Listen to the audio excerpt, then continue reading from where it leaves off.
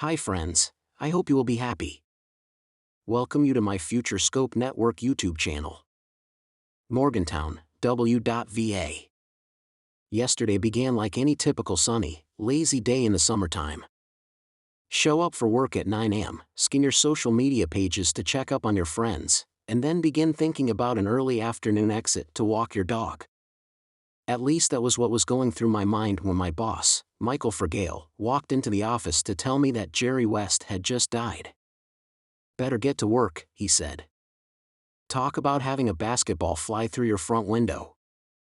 As someone responsible for writing obituaries for the department, oftentimes you have some things prepared in case one of the school's living legends passes. That was the case with Hot Rod Hundley and Sam Huff, both of whom had been experiencing declining health prior to their deaths. But Jerry West, the man who always exhibited such energy, vitality, and vigor. Peter Pans just don't die, until they do. Where to start with a man who accomplished so much? What do you include and what do you leave out? It's impossible in a short amount of time to write about all of Jerry West's achievements from his 86 well-lived years on Earth. How can you encapsulate all that he has meant to the people of this great state and those who love and adore West Virginia University? Who do you talk to when he meant so much to everybody? When you don't know where you are going, the best place to start is always at the beginning, and for me the beginning is a file cabinet of interviews that I've kept through the years, including some conversations with West. My interviews with him amount to about a half dozen transcribed telephone calls spanning in length from roughly 20 minutes to a half hour. Some people will give you 10 or 15 minutes of their time before their attention wanes and they want to end the interview and get on to more important things in their day. I've had people much farther down the pecking order do that to me. But not Jerry. He was always willing to spend as much time as needed to answer any questions I had, particularly regarding West Virginia University, and his Mountaineer basketball teammates. I immediately realized the easiest way for me to get interesting responses from Jerry was to get him talking about his dear friend Willie Akers or his fellow classmates. I recall once asking him why there were so many outstanding basketball players in the state in the mid-1950s when he was playing at East Bank High. I repeated to him the story the late Eddie Barrett had told me about Virginia Tech coach Chuck Noll looking at the box scores of the high school games in Virginia and the scores being in the 40s and 50s, and then looking at the West Virginia box scores and seeing the scores in the 80s and 90s and no deciding that he wanted those West Virginia players. That naturally got Jerry going. We played the Kentucky All-Star team, and they were supposed to have the best players in America, he recalled. Well, as it turned out, we had the better players. We played them twice and beat them twice. It was just a very high-caliber group of guys that we had in West Virginia at that time. Style of play was a big part of it, West explained. I think coaches were a little bit restrictive than some coaches in certain areas. Most coaches probably inherit their coaching philosophy from coaches that they played for. In that point in time, when I was being recruited for college, Maryland played a very slowed-down game, and I kind of liked that school a little bit, but I just couldn't go there and play that way. It just didn't look like it would have been fun for me to play like that. At the time, West Virginia coach Fred Schaus had recently retired from the professional ranks, and with first-time assistant coach George King, they were still young and athletic enough to get out on the floor and give the guys some pointers and tricks that most other coaches couldn't. King played on an NBA championship team with the Syracuse Nationals, and West recalled going up against him many times in the old field house. Maybe where I developed a little bit of confidence was because George King was there, and I used to play against him, he noted. He was very experienced and very smart, and I found out that I could play against him okay, and that it wasn't going to be embarrassing for me. It was a great environment for any of us who wanted to learn, and more importantly, to engage two people that had played basketball at a different level than any of us had ever played.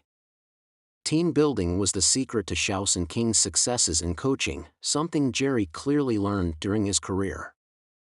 The great things West accomplished later with the Los Angeles Lakers, Memphis Grizzlies, Golden State Warriors and Los Angeles Clippers as an executive had their roots in those well-rounded West Virginia basketball teams of the late 1950s.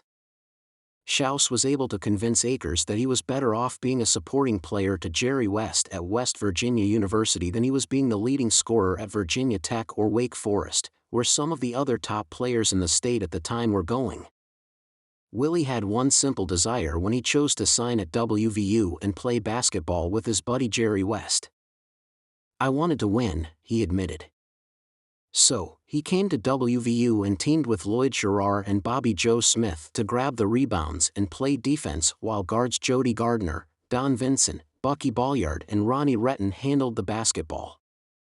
It was Jerry who made the tough shots and rose to the occasion whenever it was required. Every single player on the team would knock over their grandfather to get a loose basketball. That's how driven they were. "We were very, very competitive kids," West recalled. Just because some of them were fun-loving doesn't mean they weren't competitive. They were great people, and for someone as quiet and shy and backward as me, it made for a completely different situation in terms of kind of getting out of my shell and making me laugh a little bit because I wasn't going to change my demeanor. I was much more serious. I witnessed that Jerry West seriousness firsthand when I was once asked to be a part of a speaking program that included West in Lewisburg, West Virginia. Jerry was promoting his new book and I had just written "Roll Out the Carpet," so the idea was for me to go on beforehand and warm up the crowd for a half hour before West took the stage. After telling some funny Hot Rod Hundley, Will Robinson and Levi Phillips stories, it was time for me to exit and head back to the green room. It was there where I crossed paths with West, shook his hand, and said hello in a somewhat flippant manner. He looked at me, shook my hand and nodded, but his attention was already on the task at hand. He had the focus of a prize fighter about to enter the arena, partly because his book was so personal and revealing and he was about to answer some very uncomfortable questions. It was then when I realized that there are common human beings and there are elite human beings. Jerry West was an elite human being.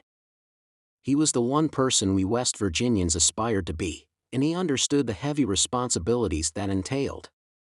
For everyone out there in the Mountain State, and beyond, reading this, do yourself a favor and study Jerry West's life.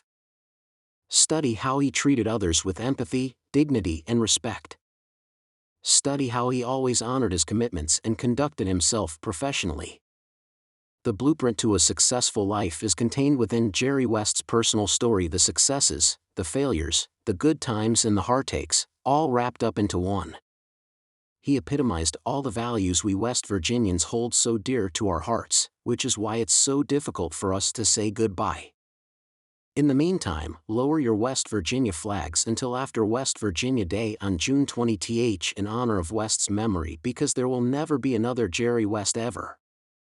Thank you is not enough. Watching our videos with you brings us joy. If you've subscribed to our channel, you've made our hearts skip a beat. To watch more amazing videos like these, be sure to subscribe to our channel and hit the bell icon so you can catch our latest videos first. Our journey is incomplete without your support. Thank you.